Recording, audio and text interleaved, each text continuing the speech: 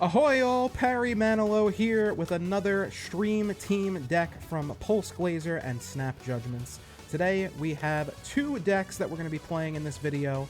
One on ladder mostly, one on conquest mostly. The first one here is from one of the top players in Marvel Snap, DottGeo.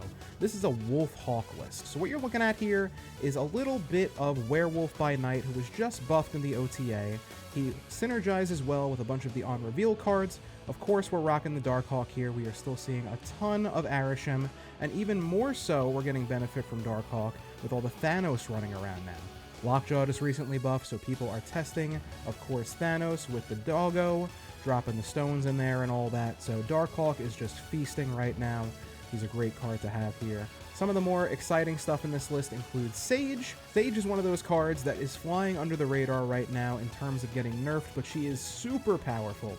You're going to want to include her in this list. She's got some synergy with Grandmaster to get that additional proc after she's already been laid down. You can beast her back into your hand to play her again. Super good card, triggering the Werewolf as well. Definitely a really fun deck. Did work for us on ladder. And the second list we have here is an old spin on an old classic. That's right, it's Shuri Sauron, Red Skull, Taskmaster. You know the list by now.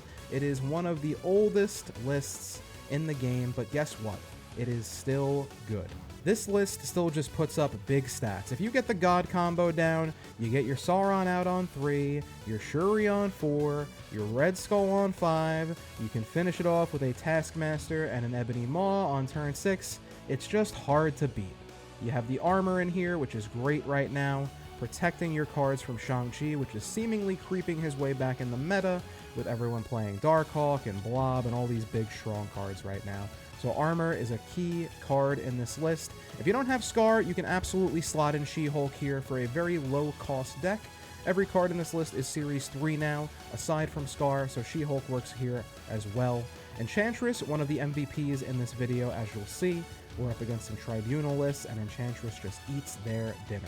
So, great list here. It's simple, it's not sexy, but it gets the job done. So, stick around if you want to see some gameplay highlights. Alright, another Thanos gamer here. So, Darkhawk will feast. This is a pretty good Bast. With Sage, this would probably be the best Bast we could hope for. I'm tempted to just be patient and do nothing here. Maybe we get a little bit greedier. Okay, this is probably the Bast turn, considering we hit a good amount of stuff. So we'll drop the Bast there, and I think we're good there.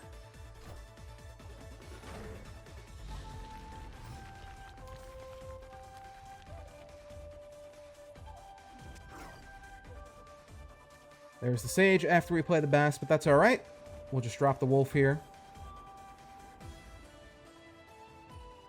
They're Thanosing, so we gotta draw into our Hawk. Ideally, I think we get the draw 2 with Nico to try and get to our Hawk as quickly as possible. That's gonna be one of our win cons versus Thanos. We're probably gonna get a rock here.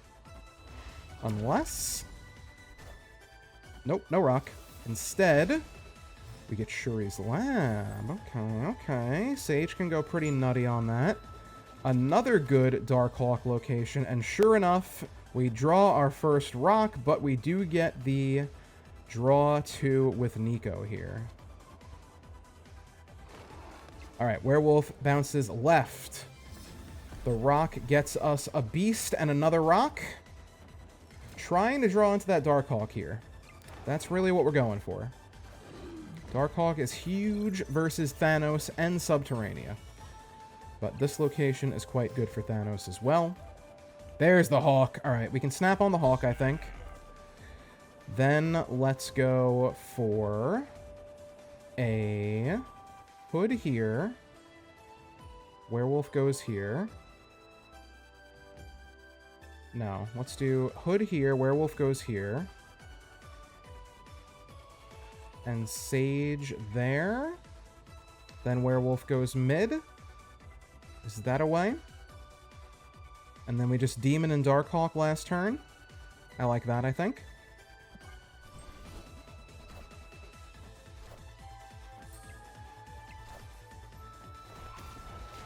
Alright, Wolf jumps left.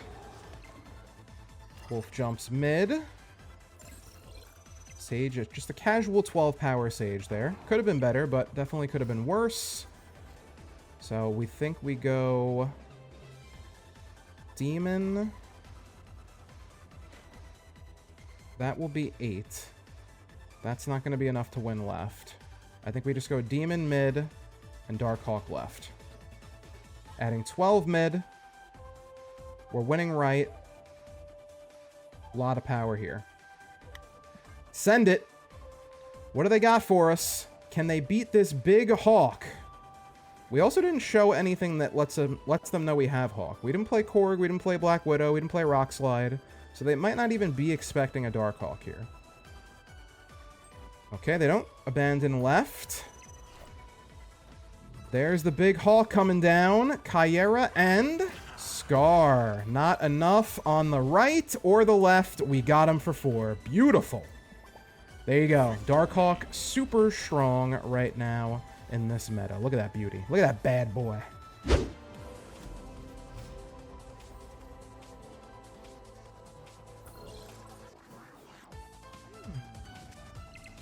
Daken. Alright, alright. We'll hang on to the Nico for now. The Bast isn't worth it quite yet. We're also up against Arishem, so we're going to get some good value from the Hawk if we draw him.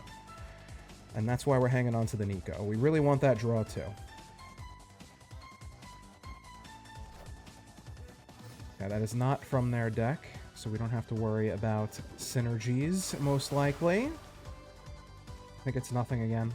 I think we just wait here.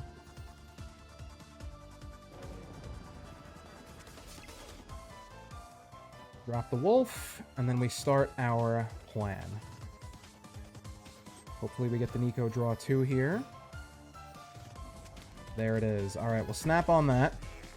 We'll go Nico draw 2 into Hood into White Woman.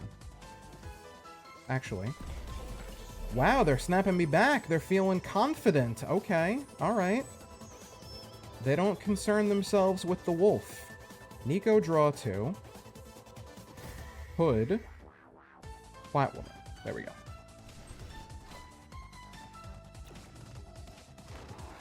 One to the right, one to the left.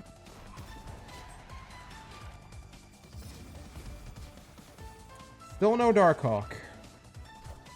Still no Hawk, and we don't draw him this turn because I did brick myself. But that's okay. Because they're running Leech on turn 4 because of Arishem. Now, with the leeched cards, will the Werewolf still bounce without the on-reveal? I don't think so, but I could be wrong. Turn 4 Leech is definitely a good reason to snap back. We're gonna see if this works. Does the Wolf move? He does not. The on-reveal needs to happen. Sage could still bail me out here. Sage is going to be a decent amount of power. 1, 2, 3, 4. So she will go up to 8. Is that going to be enough for us? It's a real shame we didn't have the Shadow King, although I guess it didn't matter because they didn't discard anything. I'm willing to give this a try for 8 cubes.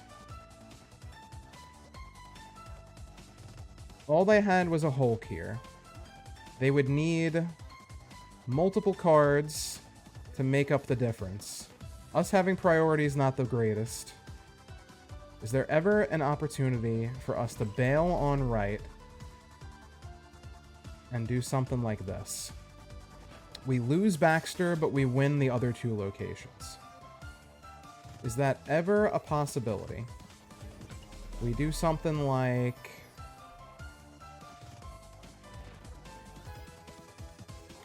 I think they go hard right and try and win like that. Let's see if this is enough. Did I outsmart him?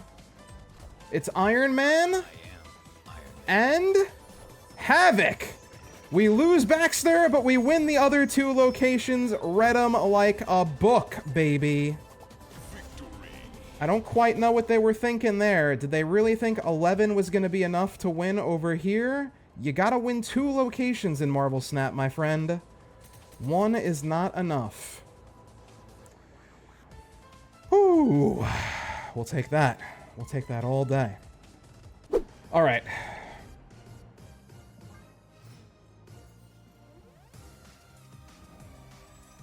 They get one of these 2 drops. Ooh, we get another Sage? Double Sage action? That could be gross. Oh my god, we can go Sage bananas. With the Beast, the Grandmaster, a copy of Sage? This is gonna get nutty, folks. This is gonna get nutty. We're going Sage crazy. We're gonna make Super Tech God proud with this game. Nothing but Sages. Shame you didn't play that over there. Alright, well, Sage now. Screw the Werewolf. We're just going for the Sage. This would have been a bit better. But we do at least get 4 power out of it. And get a 3/4 Sage in hand.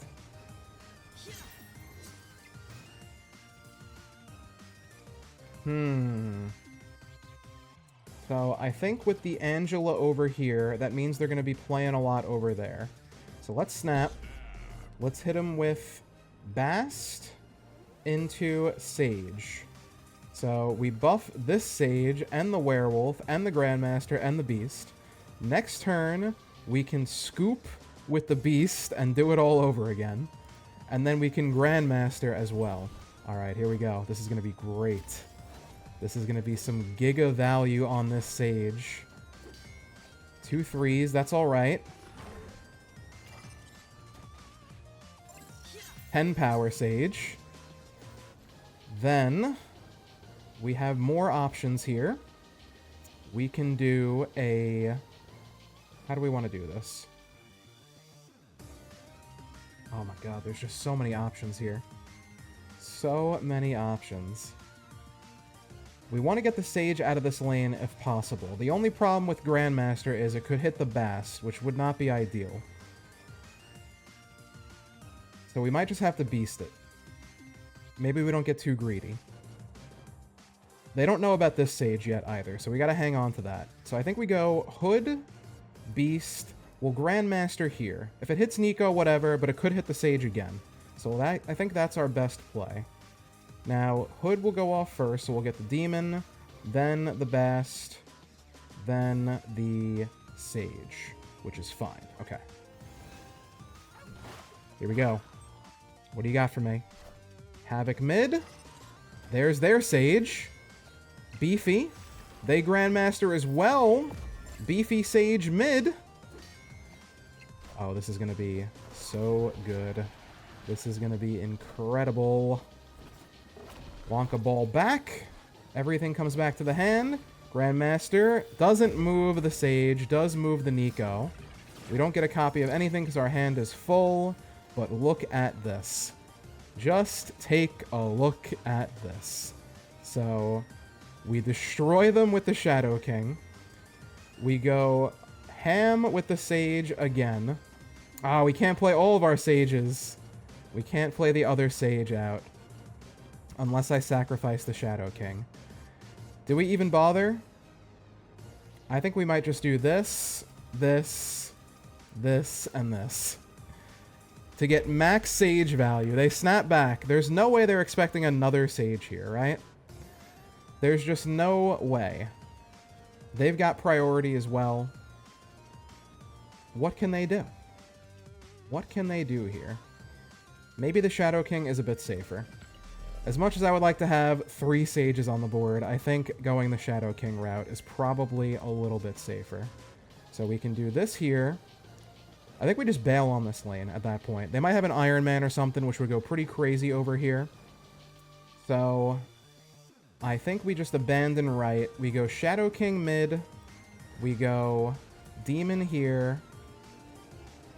fast, and huge Sage there. Here we go. Oh, Cosmo! No! Oh, they had the Cosmo. Brutal. The Cosmo. Oh, I had him dead to rights. I could have just played right and they were toast. I got greedy. I should have went with the original play with the double Sages, but I tried to be smarter and safer, and it wound up backfiring there. Damn it. We had everything right. Oh, the first play would have got him. So unfortunate. Alright, Mindscape. We could zero into Ebony Maw here, but I think with the Sauron, we're just going to wait. Save them for the end. So chances are they're going to magic the Mindscape. Again, same deal with Lizard here. We're just going to hold it. Although, you know what? With the Super Scroll, it might be worth playing the Lizard out. Into this middle location, too, if we get Enchantress. This is going to be a very rough matchup for them. This deck does kind of counter Tribunal a bit. Oh, never mind. They don't have to magic. They already got the Limbo. Alright, so we'll go for the Sauron here.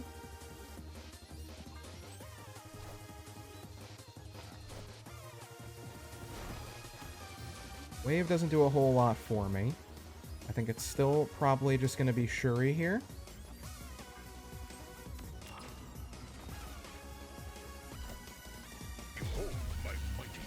Okay. So, with the cards we have at the moment, I think we just get the 14 power Ebony Maw here, and we hit him with the Enchantress mid. We snap. They haven't seen the Enchantress yet. They're probably going to play Iron Man mid here. We have priority, unfortunately, but at least we take out the Onslaught. No, they go Magic. They go Magic, do they? Okay, they saw the Enchantress, didn't even let me see that card. I was assuming it was Magic to get rid of the Mindscape, but we won't know. And they just dip out. Okay. Easy dubs there. Very rough matchup for the opponent, so I don't blame them for even bothering once they saw that Enchantress come down. Okay. Okay. They are playing Arishem, so that is the element of surprise on their side for sure. Yeah, you want to make them pay for information in Conquest. We at least got the Sauron, the Typhoid, and the Red Skull. We lose our Taskmaster, but if we get Shuri, we're in business. And even if we don't, we still have Scar here. This could be a snap, potentially. Before we reveal everything. Although this is very scary. But the Electro's not in their deck. They're only going to be limited to one card for the rest of the game. So I'm going to take my chances here. We're going to snap before they see what's going on. We're never going to really have the advantage of knowing what they have, so let's at least let them pay to see what we have. They haven't seen a single one of our cards yet. Okay, they're playing an Evo Arishem list. Interesting. We got some very good draws here. So we got the Typhoid, discounting the Scar by 2. We got the Red Skull, discounting the Scar by 2. And then we can play a bunch of stuff. Oh, they're playing an Agatha Evo list. Look at that. Agatha Evo. All right. The Shuri comes in a bit late there. But there is still a world where we can play Shuri and Scar on the final turn. So I think we're going to go for that. Let's play the Red Skull right. I think we're just going to accept that this lane is lost here. 21 power is a lot to make up, but not impossible.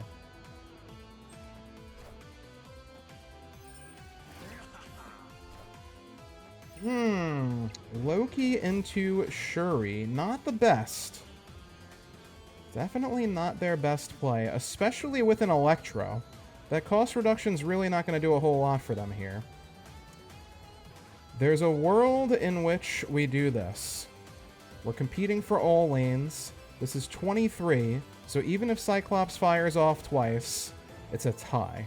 And I think I like my chances on winning Tiebreaker, considering they can only play one card.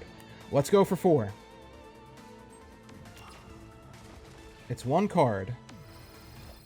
It's 23 power. It's a Scar of their own. We win Tiebreaker. Got them good. There you go. That Electro was their downfall. I don't know what they were thinking playing that Electro there. Not too smart on them. And there you go. They paid 4 cubes to see our Shuri and our Scar, making it worthwhile on our end.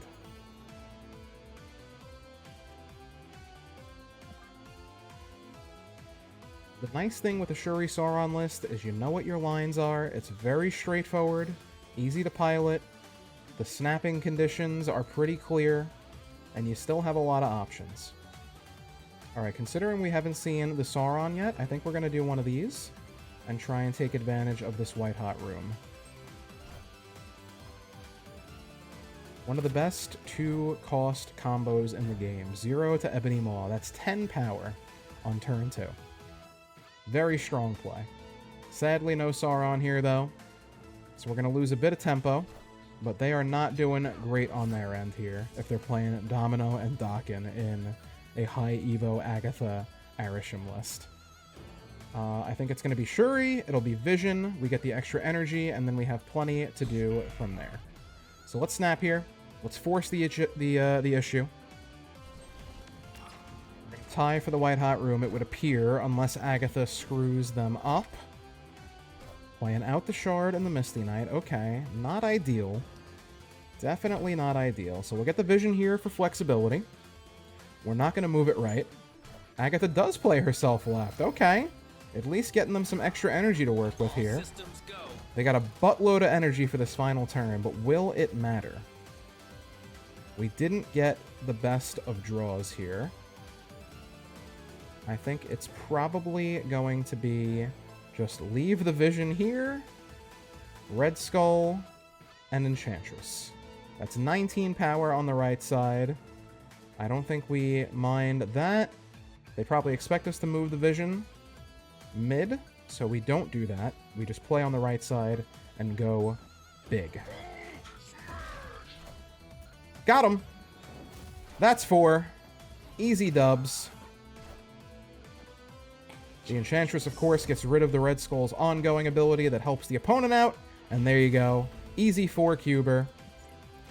They should just retreat here.